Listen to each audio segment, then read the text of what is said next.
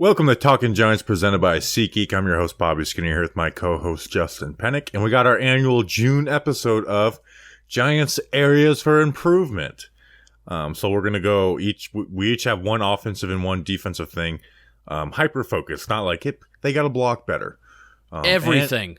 And say, I'll save you the comment. We don't need to comment everything. We know. Justin, everything. How are you doing? Hi, Bobby Skinner. The Giants need to improve in everything. This is a dumb episode. Not listening. No, you'll listen anyway, and we appreciate you. Hi. Happy Friday. Next week is way too early draft week, and then the week after that, we have a fun interview. Can we announce it, please? It's done. I have it saved. Nothing's going to happen to it, and it's going to come out. But it's fun to announce things right before. It's Brandon Jacobs. Oh, yes. Thank you. And I'm excited for people to listen to it. I think people will enjoy it a lot. Yes. So that's the end of hyping it up. But it was, again, if there's one person from that 07 team that was like a realistic get, Brandon Jacobs was the one I always wanted to interview. So we got that done thanks to the license plate guys. So that'll be out in a week and a half from when you're listening to this. And the people that make stuff like that happen, Justin, before we get into areas of improvement, are guys like Joseph Rizell. Coach Rizell, who's actually he trains NFL, college players going into the NFL, and then when they're in the NFL, check him out. Sean Kenny reminds me of was it Brian Kenny, the guy on that's a name that's ESPN. familiar. Just Gabe by himself. One of my good friends from my old job, name was Gabe. Big Buffalo Bills fan, and I haven't been working with him since the Buffalo Bills have gotten good, so he hasn't been able to brag every single week. And then David Caprini, back. He's back, like the New York Giants are back. My freshman football coach, it was Coach Rozelle. Not like Roselle, like I think our Patreon members, but Rozelle. Does that make sense? There's no Z. There's no Z in my freshman football coach's last name, and Coach Rozelle went to patreon.com/talkinggiants for $2 a month plus some other tiers. You get to hang out with us live while we watch the shows. You can watch the shows, and while we record the shows, Bobby Skinner, stickers, magnets, they're going to be in your possession. And 2 times a month, there are some shirt raffles. Win some shirts. Real deal. All right, Justin, let's get into the Giants' areas for improvement. Everything. I went and actually listened to last year's. Mine was, you would think that yours might have been like hyper stat focused. I went on like a 5-minute spiel, like talking about the Giants running backs involved in the receiving game, and just was listing stats. What was mine? Because you said running backs in the receiving game. Yeah. What was mine? You were a little more hyper focused on making more explosive plays. Okay. Well, spoiler alert, I'm not doing that this year, even though that is the number one priority, but I'm not doing that again, because you hear it from me like every show. And then defense, it was like limiting, time on the field, like, blitz and be more aggressive. Yeah. Spoiler alert, the Giants didn't do that either. Because the Giants were like the best team at best like red zone defense as far as stopping touchdowns in the NFL, but it's like that's hard to replicate year after year. But they did replicate it, and we saw some regression in the defensive overall. So here's where I'm going to look at on the offense: running the ball. Well, yeah, Bobby, that's an easy one. But specifically, running the ball on the edges, outside of the tackles. And that's why having Evan Neal is much more important than just protecting Daniel Jones. It's why having a tight end who can block is important. And Bellinger, we'll see how good he is as a rookie, but it's why having, a guy that can move and as like Jeremiah Hall can be important. So I do have some stats. I'm not going to go as stat heavy as last year, Justin. I went and looked at the Giants, frequency, the A gaps, the B gaps, and then outside on the edge. So here were the numbers. The Giants ran to the right outside of the tackles 7% of the time this year. That was the 5th lowest. They averaged 3.57 yards per carry, which was 25th in the NFL. So 7th or 8th worst. They ran on the left side to the left end 5% of the time, which was the 2nd lowest in the NFL, and they averaged 3.26 yards per carry, which was 28th in the NFL. Now, don't get me wrong; they were bad running everywhere else too. The left B gap, they were 29th in yards per carry. Right B gap, they were 29th in yards per carry. In the A gaps, they were 27th. Even though they had the 6th most frequency. Now, part of that is that's the best way to create big plays in the run game is to get out on the edges. You know, you see the teams that run the wide zone. You've been hearing a lot about wide zone the past, couple years as, the Sean McVay, Kyle Shanahan, like coaching tree branches out is that wide zone, even guys who aren't part of that, guys like Arthur Smith, Kevin Stefanski, like, getting into that wide zone. So why is that important is one, you have Saquon Barkley and Matt Breida as your running backs. Those are two fast guys. Saquon should be more explosive than he was last year coming off the injury. Those are two fast guys, and that's where they're going to do their most damage is out on the corners. Get them open in space, let them make guys miss.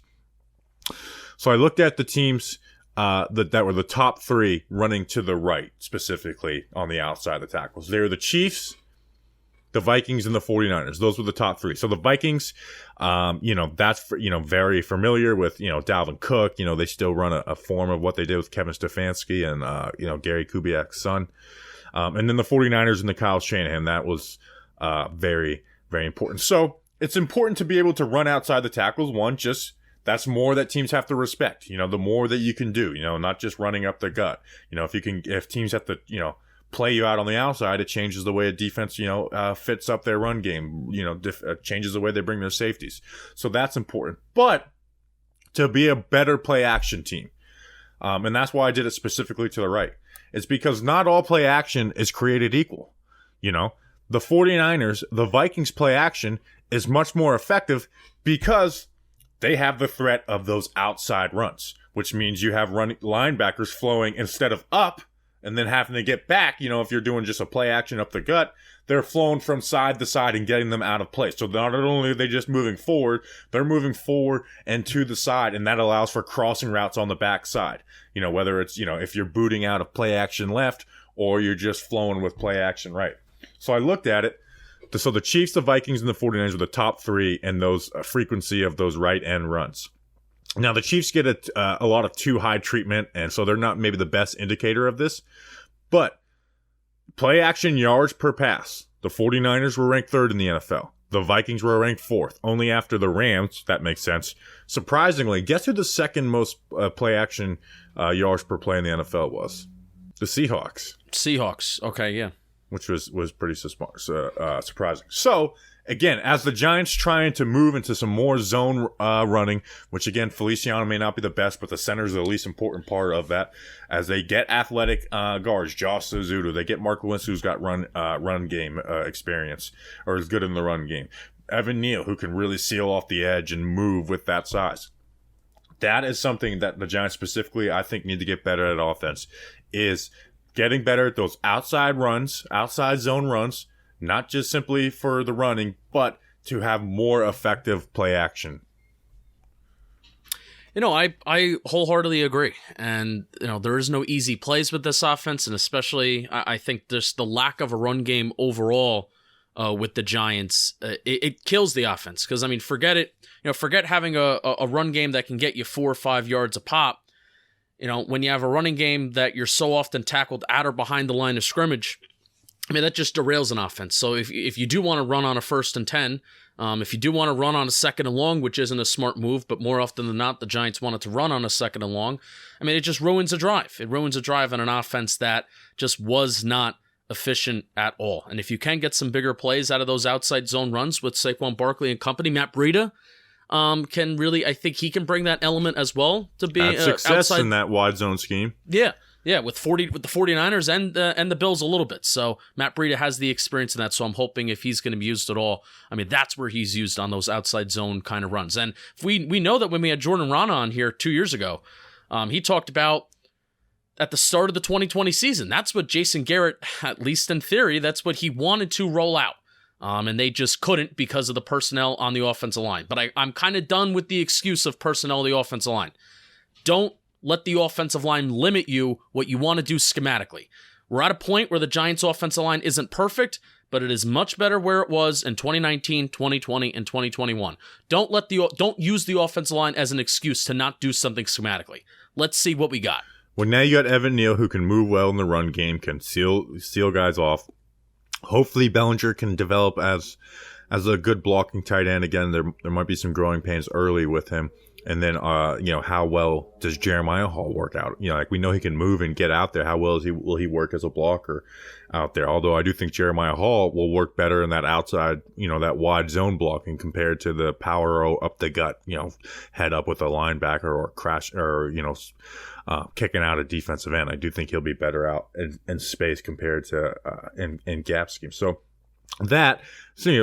creating those explosives out of the run game, getting out on the corners in the run game. But also part of that, again, is play action is better out of the wide zone than it is other plays. Yes. Because you have linebackers and safeties flowing east to west instead of just now, north and south.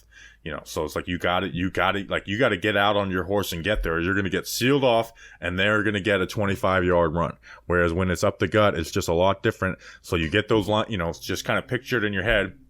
You're running play action outside zone to the right. Well, that linebacker's in. And so now you have two wide receivers to the left. You say you got a 2x2 set. You got those two wide receivers, flowing. You got one on an over route, the inside guy, and then one on a deep post.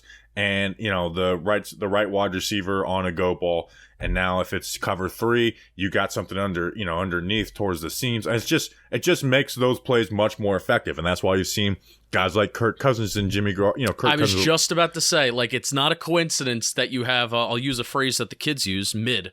You have mid quarterbacks like Kirk Cousins and Jimmy Garoppolo, even though Kirk Cousins is much better than Jimmy G. Yeah, much better. Jimmy Garoppolo is probably a bad quarterback. Kirk Cousins is like a decent quarterback. But, I mean, it's not a coincidence that those two guys have gotten a lot of money and they've had a lot of success in systems that do that, because then the yards per attempt, and you also see, like in the explosive play rankings at the end of the year, you see the Vikings and the 49ers are up there. Well, it's like, why? They don't really have that great of quarterbacks, but it's because the schemes are able to create space for the quarterbacks to kind of just dump a ball in, and it's easy for those guys to complete passes for big plays. Yeah, if you can do it well, it changes the way teams have to fit up their run game.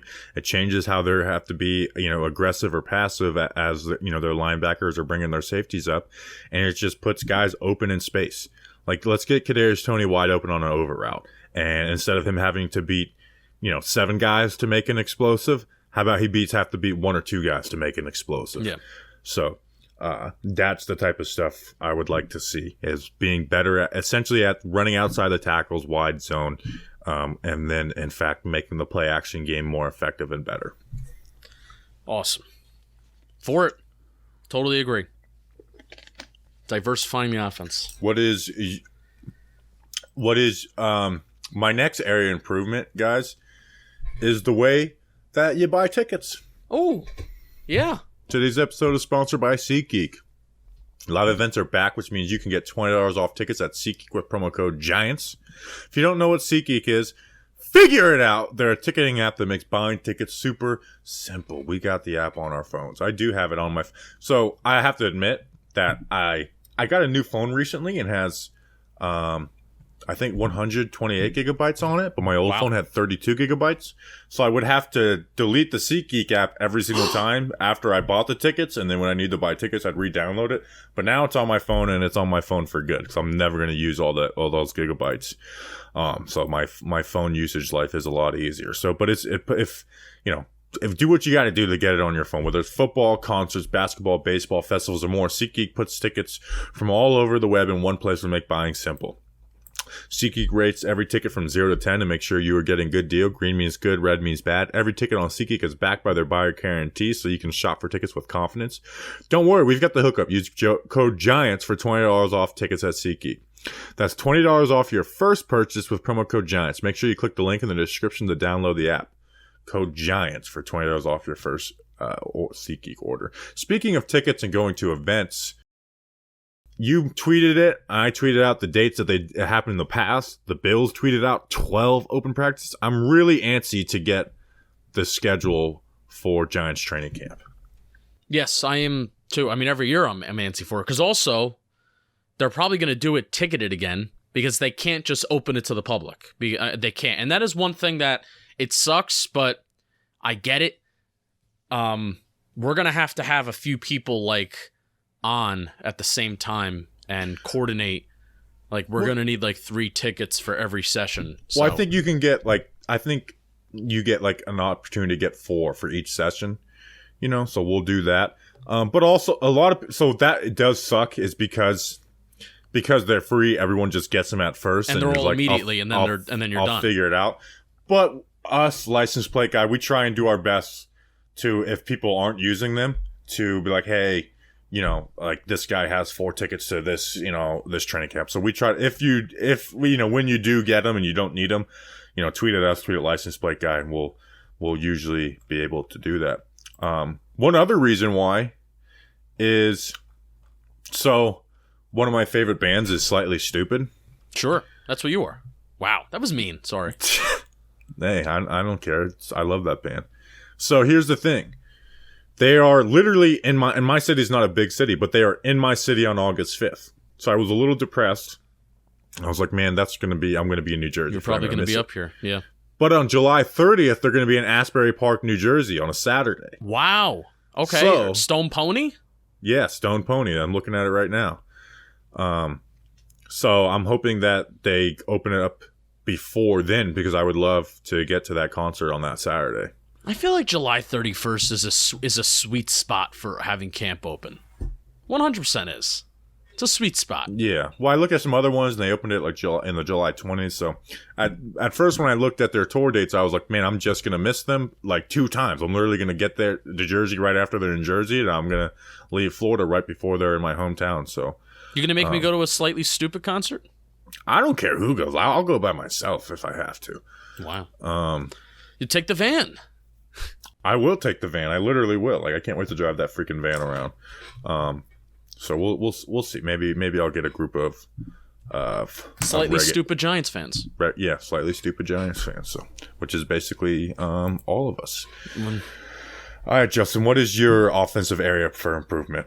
So I spent a lot of the day looking at numbers, and I'm not sure if they're totally right. I have a theory as to why that they're wrong, but I'm going to go to an area that Giants fans are probably screaming at the top of their lungs. Well, you have to say this, you have to say this. And that is red zone efficiency. And I mainly want to talk about just the lack of ability the Giants had last year at getting the ball to key contributors in the red zone. At least according to Sharp Football Stats, and if it's wrong, then screw them, not me. Out of all the games that Daniel Jones played, so what did Daniel Jones play? 12, 13 games last year? 11. 11? 10 and a half when you consider Dallas. He missed half the game. So, 10, 11 games that he played. Who was the Giants' leader in red zone targets last year? Sterling Shepard. Yeah. Shouldn't be, right? Right. Shouldn't be. Kyle Rudolph had 8. Kenny Golladay had 4. This is when Daniel Jones was quarterback. If you were to say that, Daniel Jones getting hurt is somewhat expected, but through 11 games of Daniel Jones as quarterback, that Kenny Golladay has 4 red zone targets, that's bad. That's really, really bad.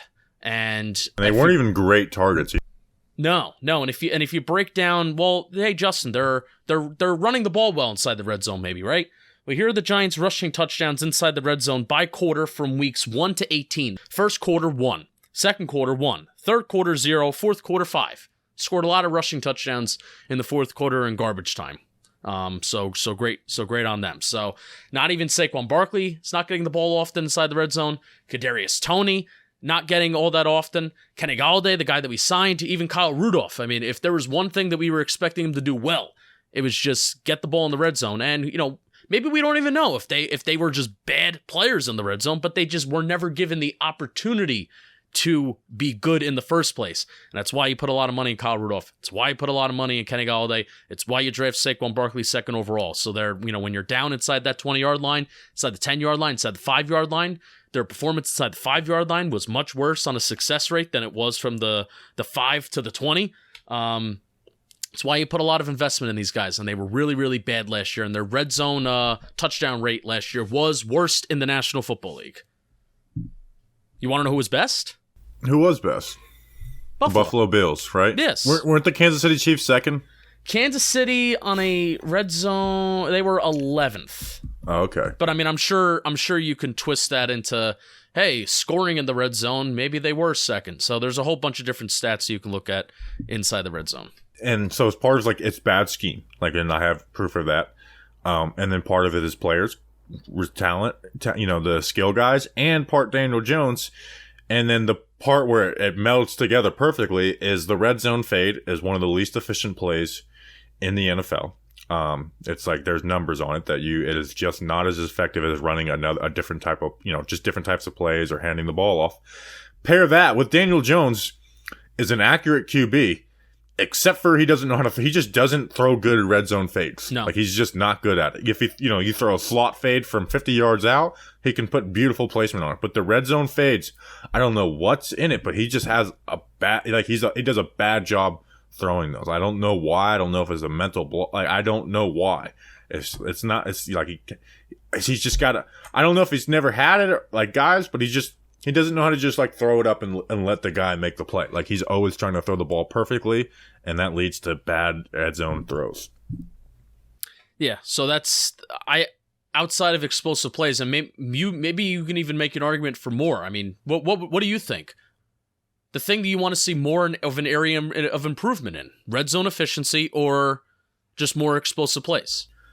Red zone efficiency, because you mentioned even with the Giants moved the ball pretty well for a good portion of the season last year, and they just weren't able to convert in the red zone. Here's a Daniel Jones stat. How many touchdown passes did he have this past year in 11 games? 9. 10. 10. How many did he have the year before in 14 games? 12. 11. Oh, shit. You know how many red zone touchdowns he had in 12 games in 2019? Well, he had 24, right? 24 total. So I'm going to go with 18. 10. Oh, that was way more. Sorry. Yeah. I think 18 would have, let me look. 18 would have led the league by 2. Oh. But 10. He had, in 12 games, he had 10 red zone touchdowns. So again, that is part scheme, that is part Daniel Jones. Daniel Jones he was really good in the red zone at Duke, really good in the red zone his rookie year, and then the year 2 it was bad, and this past year, even though his QB rating might be all good, converting it into touchdowns was really bad. And it was like on a high completion percentage in the red zone doesn't always mean a good red zone offense. No, like Daniel Jones red zone completion. I'll find it. So that's why I actually like to look at success rate, which Sharp Football Stats, they for how sketchy some of their numbers are. I like looking at successful play rate inside the red zone better than like completion rate or yards per attempt, because it's so tough when if you have 5 yards to go, if you get 4, it's no good. It's not a successful play. And it's the same thing with a running play. Yeah, 4 yards per attempt looks good, but if you're not getting that touchdown that you need on that 3rd and goal, then it's bad. So that's why I like looking at that. I only like looking at successful play rate inside the red zone, because I don't really know what it fully means from the 20-yard line to the 20-yard line. Right. Did you find what you were looking for? I was buying time for you. No, he completed that year 48% of his passes in the red zone, which obviously 48% of your passes is bad. But it's about converting it into touchdowns, and that was the mindset. That was a polar opposite mindset from Pat Shurmur to Jason Garrett. When Pat Shurmur got to the 25-yard line, it was like, all right, let's get this ball into the end zone. Jason Garrett, let's get this ball to the 14-yard line. Yeah, and Peyton Manning talked about that on Manningcast. I really liked watching Manningcast when the Giants weren't playing, because that meant I could learn something and I can just watch it peacefully and not angrily. And Peyton Manning would always criticize, whether it's quarterbacks or coordinators of, hey, when Peyton got to the 10-yard line, pretty good quarterback to kind of model yourself after. When Peyton got to the 10-yard line, he's looking at the end zone, high to low reads, right? And that's what Bobby talks about all the time. He's looking high. He's looking how I can get this ball in the end zone, and then I'm going to work my way down from there on my progressions if nothing's available. So the Giants did not do that. No, they really didn't. And that was a number when we talked about Daniel Jones' touchdowns and stuff. I would do the film reviews every week. And something I'd always say is I would say, hey, if you are someone who does, watch the film and stuff, and I said this as a challenge, even to guys like Dan Snyder and Nick Flauta, guys who I know do watch and stuff. I was like, find me the touchdowns that were there and were missed. And really, there wasn't many. There was the Kenny Galladay one versus Tampa Bay. Yeah, it was the biggest, most glaring one. That was, and the only other one that was like really close was literally a 4 verts. But I remember on that film review, I think it was versus Carolina, and it was like, this is either he's getting strip sacked in his backswing or it's a touchdown to Evan Ingram. Like it was one of those ones. So even that one was iffy. And there might be a couple other I'm missing, but I was like, find me the touchdowns that are there, and they're passing up on it for a check down or a misread on a play, and they just weren't there. And that's a lot of scheme, and that's why. I was listening to the Athletic football show with Robert Mays, who might be my favorite NFL analyst out there right now. And I didn't have anything to listen to, so I was catching up on some of theirs pre-draft, and they're talking about the Giants, and they're like, there's really no team that's going to have a bigger difference in their offensive scheme, like from bad to good, than the Giants. And that's why that they could be like a team that is sneaky, sneaks into a 7 seed or battling for a 7 seed or something like that. Because a team that's running the most 3 tight end sets to a team that possibly is going to run the most 4 wide receiver sets. I don't think you can get as much dichotomous. There you go. Buzzword. Justin Buzzword. Bingo. I don't think you can get as much dichotomous as that right there. So. Right.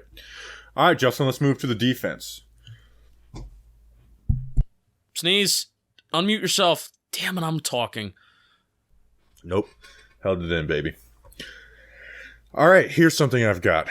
Now, I don't have the perfect stats on this. I actually asked our friend Michael Luisi of PFF if he could get to them, but they're even locked from him, and he's a employee there. But I heard this reference and given a lot of love for someone, for you're not supposed to promote other shows, but the NFL Athletic show, and they're talking about the Giants defense last year and how they were one of the worst teams in the league in the run game. Not necessarily just the run game, but yards before first contact in the run game. So many like easy runs, easy 3-4 yard runs. That's one of those things that maybe we can look up on Pro Football Reference. I tried finding everything. I couldn't find it. So what you have to do is you have to go, like Melvin Gordon got most of the carries, I think, week 1 against Denver. So then you would have to go Melvin Gordon advanced stats game log week 1 against the Giants.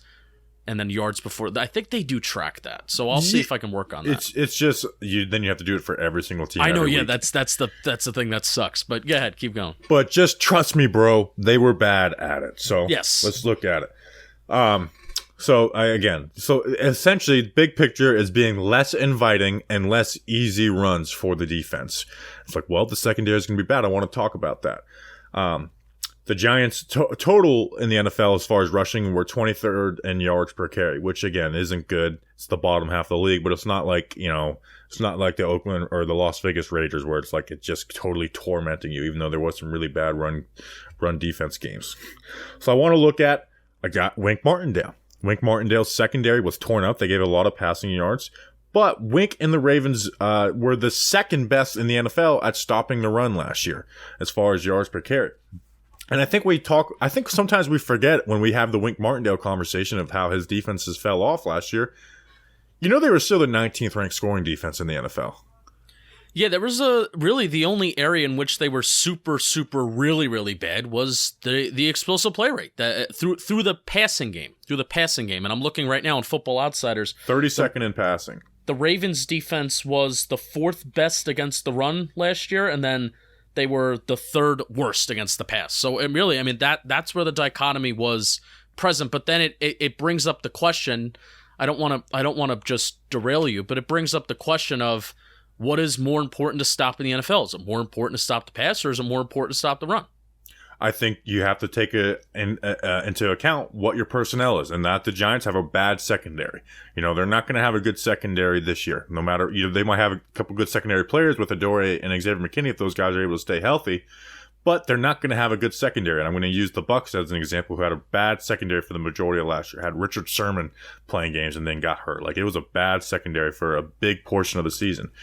So again, the Ravens had the 19th scoring defense of the NFL. Again, with bad personnel out there. So I think that if the Giants have the 19th scoring D, that's a success for Wink Martindale this year. The Giants last year, who we were happy with Patrick Graham, even though they had some key injuries, but they had the 23rd scoring D. So with the 15th, they were the 15th best team in the NFL at stopping the pass or total passing yards. So here's my point, is that Not being a team that we got to stop the run all game. Not that, not Dave Gettleman, like, in this game, you got to stop the run and run the ball. No. But 1st and 10, 2nd and 7+, do not let running the ball be a good option for teams. Okay? And that means having an extra man in the box. Don't giving them favorable run fronts. Make them pass the ball at times. Because guess what? As much as the secondary is bad, Giant teams aren't going to complete every single pass. There's going to be, when we play some great QB, that it'll feel like it. We play Green Bay. But not every team is just going to complete every single pass against this bad secondary. So, when you get a good first down or a second down, don't let them get into 3rd and 2 by giving them an easy run. And again, look at the Bucs. The Bucs had a really bad secondary, but they were 5th in points per game.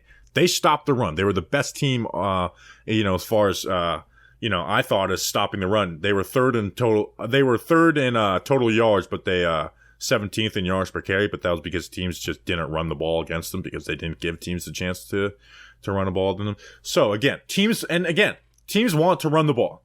Teams don't want to run the ball like crazy. Yeah, they want to. Yes, but they want to run the ball. Handing the ball off is if you can hand the ball off with success, offensive coordinators want to do that. They want to do it, and they did it last year against the Giants. Yes. So what I'm saying is teams are going to want to run the ball.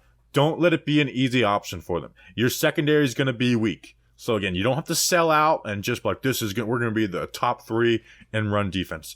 But with the way this secondary is, put an emphasis on stopping the run. Be good at have something that this defense is good at.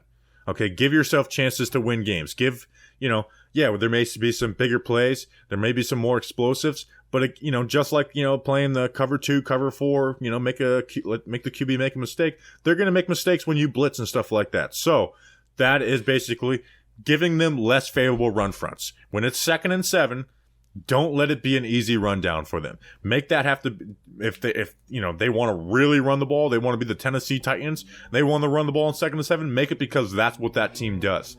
Don't make it an easy option for them because that's what happened to the Giants, and that helped teams get down the field on them. So, again, and I just want to point out this, and this Wink Martindale had a bad year last year. Well, guess what? His defense was ranked 19th with the 32nd and was dead last in passing yards allowed.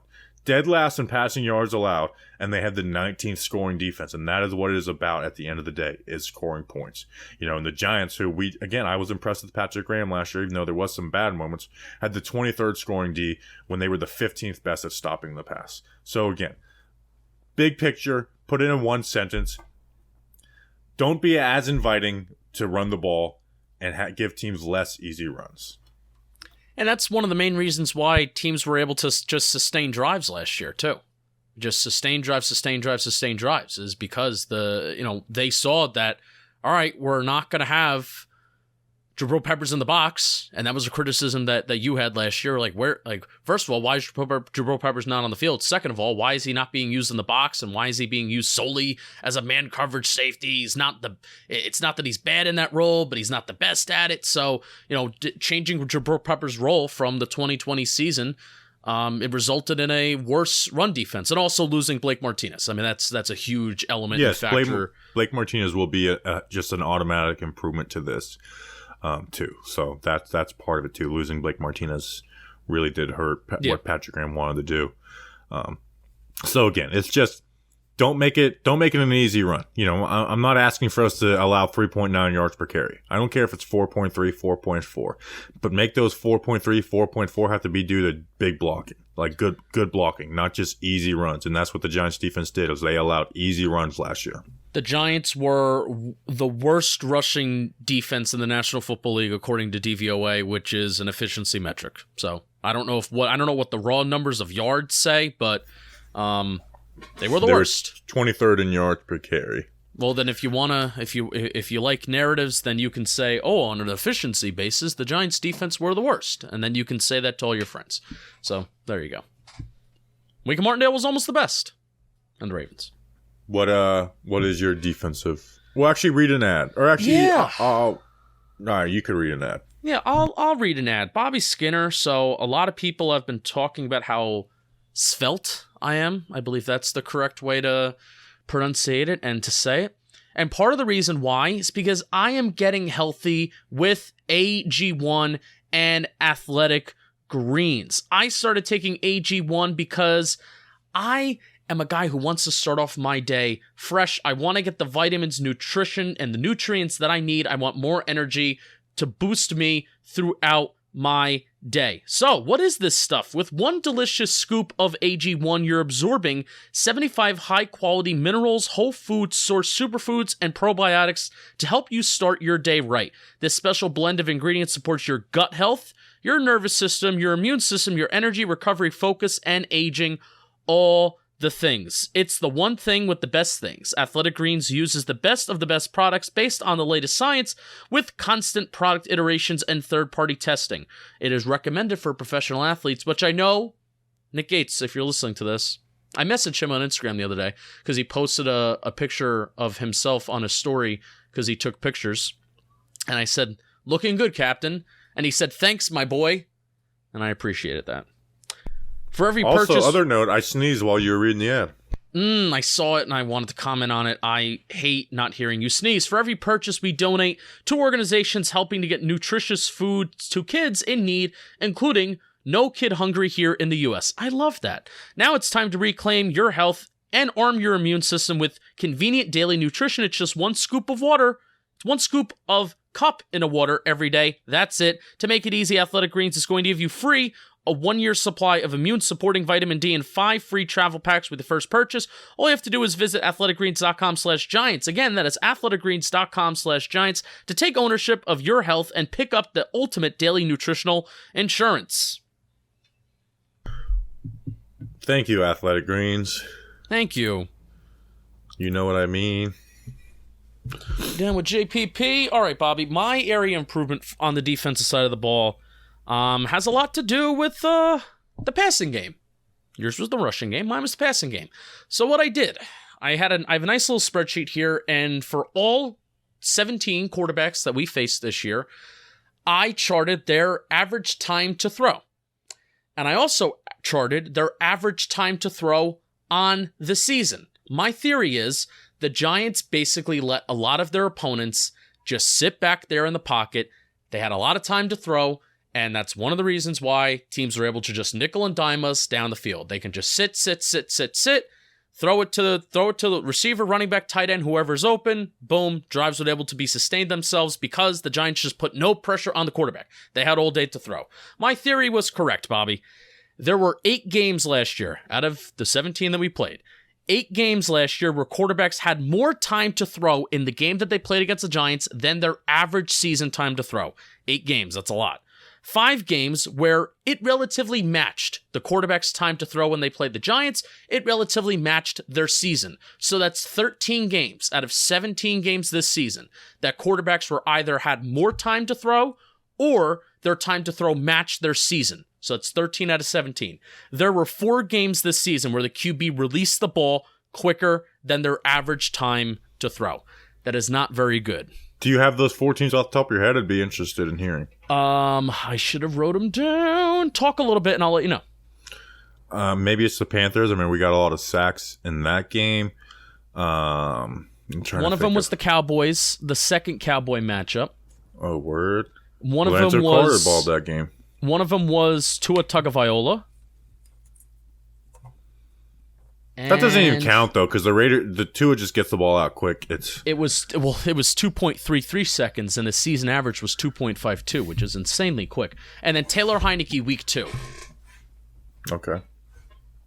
I did say 4, and I just gave you 3. All right, that's fine. The other one was Matt Stafford, but that game doesn't count since we got blown out. Okay. There you go. I have some Ravens numbers on this exact stat. Go for it. So I did this for the last 2 years, for 2020 and 2021. And there's a very big dichotomy between the 2 years for the Baltimore Ravens. So out of 17 plus 6 is 23, 33. 33 games the last 2 years. There were 17 games over the last 2 years that the QB had to release the ball quicker than their average time to throw when they played the Baltimore Ravens. That's very different from what the Giants did last year. There were 6 games where the time to throw relatively matched the average time to throw for the season when they played the Ravens. So that's 23 out of 33 games where quarterbacks were either releasing the ball quicker or about the same to their average time to throw from that season. There were 10 games where the time to throw was more when they played the Ravens. However, 9 games in 2021. There was only 1 from the 2020 season where a quarterback had to hold on to the ball for longer than their average time to throw. 2020, good Ravens team, good Ravens defense, it was lights out. You had to get rid of the ball quicker than your average. 2021, they had to adjust. It was a little different. But expect this year with Wink Martindale, this area to improve, where quarterbacks are hopefully just not standing in the pocket with more than 3 seconds to throw and then dicing up this defense. That cannot happen this year. And I think both of our areas for improvement are what Wink Martindale is going to do. And it's something that he's talked about, the players have talked, is like, we're going to make you adjust to us compared to the other way around. And again, I love Patrick Graham. I think he did not the best, but pretty damn good with what he had, especially in 2020, obviously. 2020, they highly exceeded expectations. And I will say, Patrick Graham gets the best out of his players. Does he turn, chicken shit into chicken soup? No. But think about, good players. James Bradbury, best year of his career with Patrick Graham. Adoree Jackson, Blake Martinez, Xavier McKinney grew in there. Jabril Peppers had the best year of his career. Leonard Williams. I want to know what happens. I understand the misevaluation of the edge room. I get it. Lorenzo Carter, O'Shane Zimenez didn't pan out to what we think that they could. I get it. But what happened? What changed with Leonard Williams and Dexter Lawrence? That is an under talked about point. From the 2020 season, we have NFL people like Ben Albright goo gagaing over Dexter Lawrence film, Leonard Williams having a career year, and then the next year, they're basically both of them non-existent, except Leonard Williams led the league in tackles amongst defensive linemen. They had to play more. They had the 2-gap more often, and their nose tackle was dog shit at times with Danny Shelton. And even Austin Johnson, who played pretty good, was nowhere near the nose tackle that Dalvin was. That's as far as the run game. And Dex, I'll just be honest. I don't know if Dex is putting in the work to be better. So we'll see. And I'm not accusing him of that, but he kind of alluded to that during one of his media sessions, didn't he? Yeah, he kind of was like, I'm not really in shape right now, but that was in April, so I give him a little slack for that. You got to get in camp shape. The Giants averaged. I don't know where I got off. No, but I'll get you back on track. I'm going to get you back on track.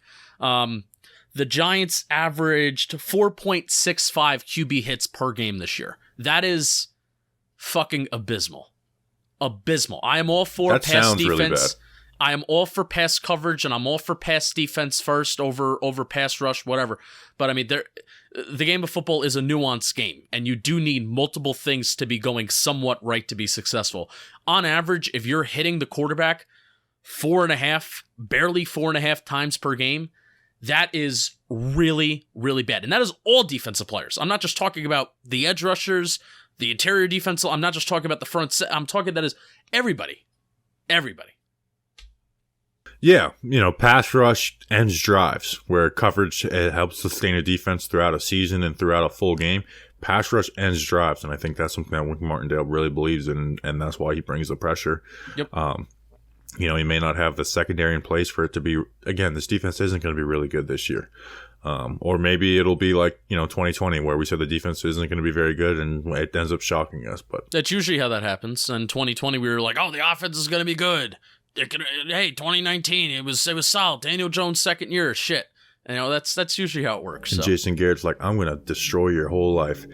That's what he did. So yeah, bring in the pressure to them. All right, do we got anything else on areas of improvement before we go to Giant stories?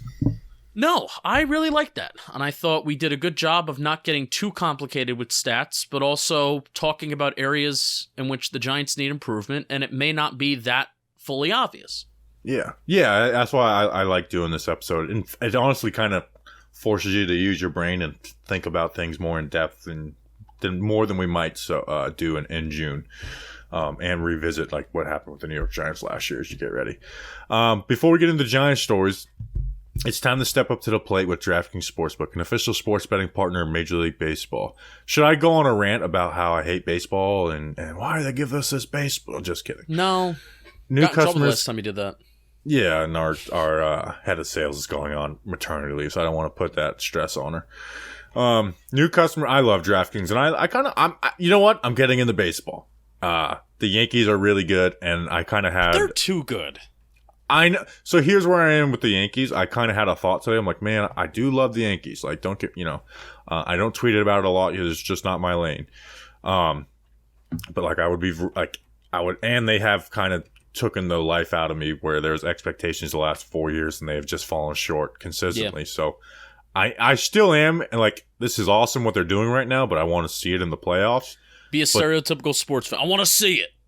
I want to see it. Do it when it matters, and that's real deal. But I am starting. I did kind of have like, man, a Yankees World Series would be sick, and it would make us a ton. Maybe it would just be like, hey, give us a raise, give us more money because the Yankees are good. Bonus. Christmas bonus, World Series bonus. People ask us like, how do you get a job with John Boy? It's like, just do Yankees Twitter stuff. Get 10,000 followers on Twitter. New customers can bet just $5 in any game and get $150 in free bets no matter what. Win or lose. Looking to turn another small bet into a big payday this season? With DraftKings same-game parlays, you can do just that. By the way, the Mets are really good too. Like, I won a Subway Series World Series. You know how cool that was in 2000? You probably weren't as conscious of it. I don't know how cool that was. That was the coolest thing ever. Like, the Subway Series. And my family, my dad's one of 8 kids. Our family's like split down the middle of Yankees and Mets fans. Create your own parlays by combining multiple bets like which team will win, total runs, extra innings, and more. And boom! You have a shot at an even bigger payout.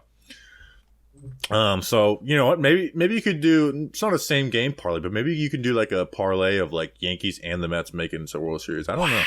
Right now, if your same game parlay doesn't hit, you can get a free bet back up to $10. DraftKings is safe, secure, and reliable. Best of all, you can deposit and withdraw your cash whenever you want. Download the DraftKings Sportsbook app now. Use promo code JOHNBOY. New customers can make any $5 MLB bet and get $150 in free bets no matter what. That's promo code JOHNBOY only at DraftKings Sportsbook, an official sports betting partner of Major League Baseball.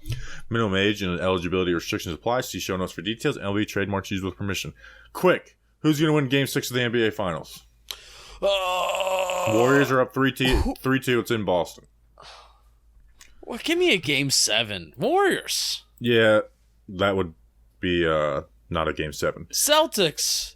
I'm paying attention. I think the Celtics are going to win tonight, and the Warriors will take it in 7. I'm paying attention. All right, Justin. So let's do Giant stories, and we'll get out of here for the weekend. Sound good? We kind of got a big list because the vets aren't with the team anymore. Oh wait, Leonard Williams. A lot of good ones. All right, play the freaking music. Alex Bachman was scurfing. Nico Lalos went to the Rangers game. Ooh, but there is no more Rangers games. Oh, tough. Graham Gano had a swim night, and he found a baby deer. Tay Crowder had his football camp. Josh Azudu and DJ Davidson were fitted for suits. Darius Slayton was at a car show. Kenny Galladay was at a concert in Chicago. All of the Giants rookies and a couple of vets were at Summer Jam at MetLife Stadium. Khalil Dorsey was legitimately playing baseball, not like playing baseball with the kids, like wearing a uniform, running the base pass. Khalil Dorsey was. Saquon was golfing with, guess which former Giant in extreme wind? Lawrence Taylor, former Nittany Lion. Come on, he's a good friend of Saquon. But he's a good friend of Saquon. I don't know. Grant Haley. Oh, fun. Miss him. Darian Beavers bought a Ram and made an Instagram for it if you want to follow it. And then wait. A Dodge Ram? Yeah, it's a Dodge Ram. I thought you actually meant like a Ram. Yeah, I don't think they're actually Dodge Rams anymore. I think Ram is its own thing. It's not necessarily Dodge anymore. Dodge likes to be weird. Yeah, I don't get it. Dodge Ram was my first real truck. And then, of course, Leonard Williams is back to living his best life. He was in the Bahamas, caught a big fish, and then guess what? He let the locals cook it for him, and then he was feeding sharks. I mean, Justin, what piques your interest? Graham Gano pool party, didn't get an invite. Mad? Yeah. Graham Gano has like a lot of kids. I think he has 5 kids. Yeah, he does, because he made a joke if he wore number 5 for all of his kids, and now he wears number 9. Now he's 9. Now he has to have 4 more. So he's got a lot of kids. They've been popping them out like one after another. You know how sometimes it takes an adjustment period to, like, oh, you changed numbers, like Shep, not seeing him in 87, but the number changed to 3 was actually cool. So I guess the adjustment period wasn't that much. Yeah, remember last year I was like, I posted a clip of Damian Willis and I called it Sterling Shepard, and I was like, damn it, I forgot he's not 87 anymore. There's 0 adjustment for my eyes and my brain for Graham Gano to go from 5 to 9. It's like, okay, yeah, that's just what you are. Well, 1, he's a kicker, and 2, he was worn number 9. I mean, his Instagram name was Graham Gano 9. True. True.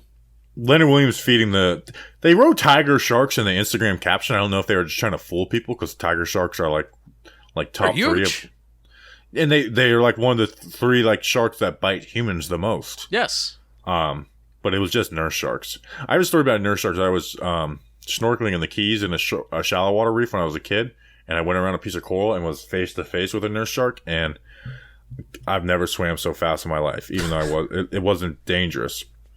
And then my youngest brother, we were at a deep water reef some years later, and we saw some nurse sharks, and we pointed like, look, that's cool, right? To, my youngest brother, who was, I don't know, 8 years old at the time maybe, and he just sticks his head out of the water and shark, and literally gets on some random people's boat. So to this day, he will never live that down. Do you know what who was playing at Summer Jam? I mean, literally every Giants rookie was there. No. If I'm willing to guess, it's if every Giants rookie was there, then like I bet that I wouldn't want to go. Yeah, I really want to go to this Slightly Stupid concert in Asbury Park. Maybe Shane Lemieux's a reggae head. Oh yeah, yeah. A word, some say. Word up. So you know who would love to go? Who? Sandro. I have a goal to hang out with him. I don't know if he wants to hang out with you. Is it a thing that when you like almost every single Instagram There's people post, who do that on Instagram, though. They literally scroll through, tap, double tap, scroll through, double tap, scroll through, double tap. There's part of me that likes to think that we have a connection. Speaking of which, we got to figure out what we're doing for the July 4th episode. Speaking of connection. Well, speaking of Sandro, because that's what we did last year. Oh, we're going to have a Bleeding Blue, and we'll do one, but we got to figure our special episode that we do every year. I'm trying to find something. Oh, maybe we'll do a 2011 America's Game review. That was a little reggae. For Bleeding Blue? No, that was rapping. Oh. Yeah, for Bleeding Blue. Because we're doing all... Maybe we could get Tollefson on for that. Wow. That's a great idea. I think we may do that. Bleeding Blue with... How long would it... Let me... I wonder how long it'd take we could just watch the condensed version, but we couldn't put it on the podcast app, so it would have to be YouTube.